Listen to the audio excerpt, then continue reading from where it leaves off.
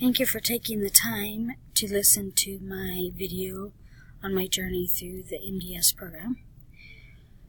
My journey started in the summer of 2017, and through a friend told me about the MDS program. I was in the teacher program and I was running out of funding and I needed to graduate it as soon as possible. I went to the MDS advisor and talked with her about the requirements that I would need to get into the program. And I wrote the letter and I was accepted within a couple weeks. Here's just talking about classes that I was able to use to fulfill the credit requirements. I used Ed Literacy 343. It was reading, diagnostic, and intervention. And I learned in that class on how to align educational standards with where students were. I also used LLC 346, which was children's literacy. And it taught me to utilize skills that I had learned in the course to use authentic text to promote fluency, vocabulary awareness, and comprehension with the vulnerable population that I work with. I also chose EdCivs 320 Gifted and Talented Foundation. And the reason that I chose this is a lot of times vulnerable population cannot produce academic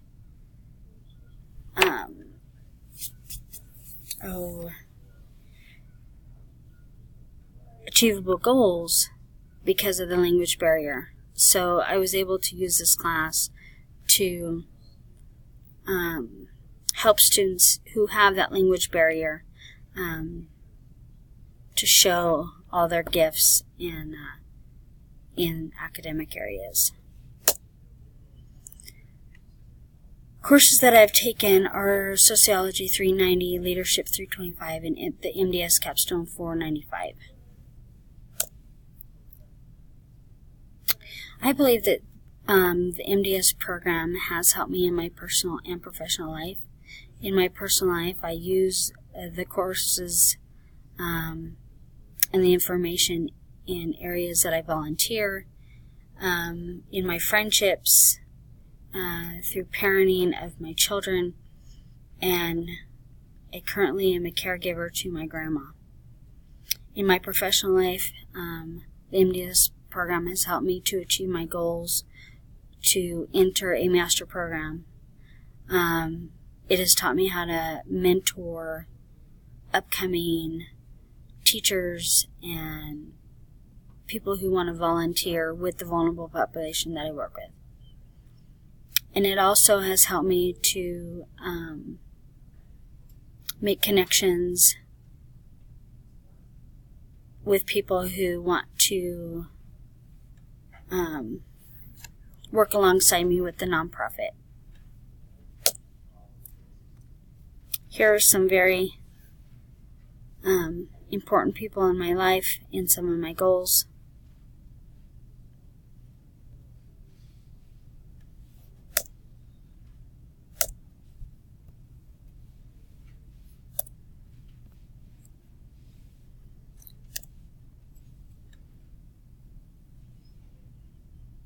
I have found that in my leadership course that I learned support, integrity, passion, and humility. Those are some qualities that make a great leader. In my nonverbal communication class,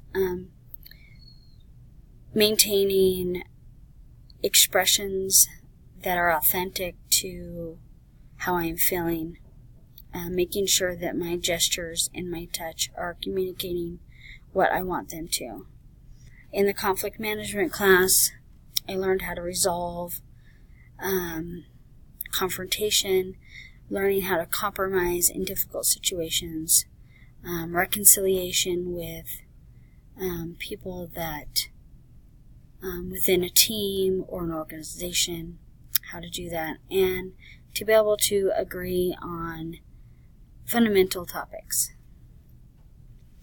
I am also taking a safety course, and I learned in that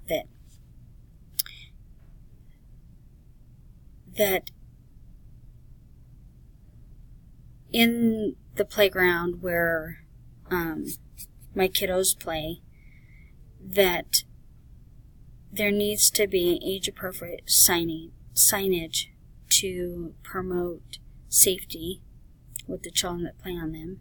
It's taught me about training and rules and why we have OSHA. It's for the protection of people.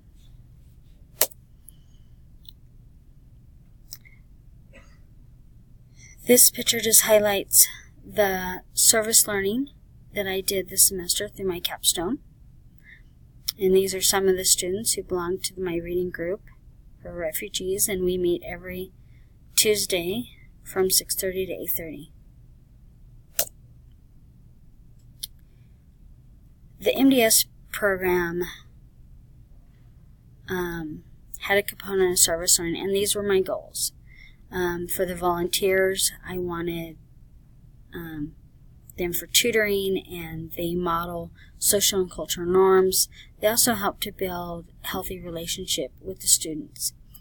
For the students, I want them to have an improvement in grade level fluency, comprehension of authentic texts, and their vocabulary awareness with cultural ideas was on the top of the list. I chose literacy for my capstone research project because I found that when students could not read texts, then they were missing out learning all different subjects, and that they were missing about the culture that they live in. So literacy talks about skills and effective learners and participating in activities, and it attaches meaning. And I love this quote by Albert Einstein: "Only a life lived for others is a life worth living." So giving back to these kids every week, I'm allowed to invest in each one of their lives, and they give back to me as well. Every week I get to learn from them. I learn about their hopes and their dreams, and it also helps me to be a better person, an educator, to see things through the eyes of a child. So here's two pieces of information that are so important when it comes to literacy, and that there are so many layers, that actually reading language is incredibly hard because there's so many pieces. And so volunteering at the reading program really allows me to step back and realize that these kiddos need me to be patient and figure out the pieces that are missing so we can have, like it says on the left, a balanced literacy. So on that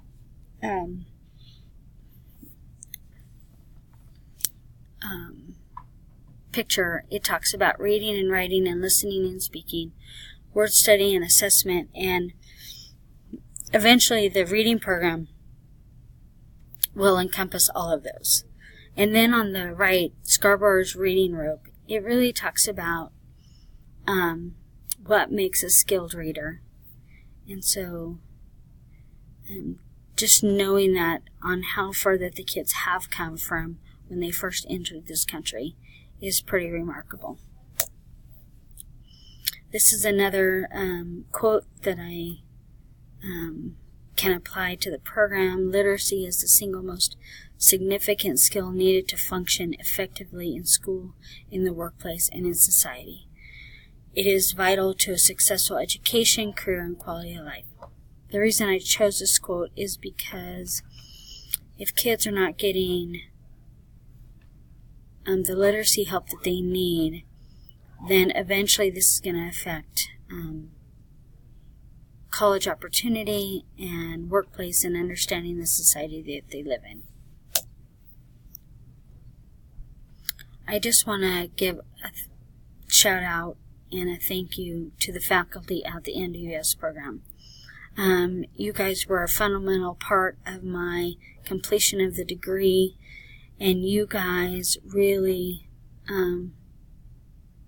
were so friendly and helpful and encouraging that I couldn't have done this without you.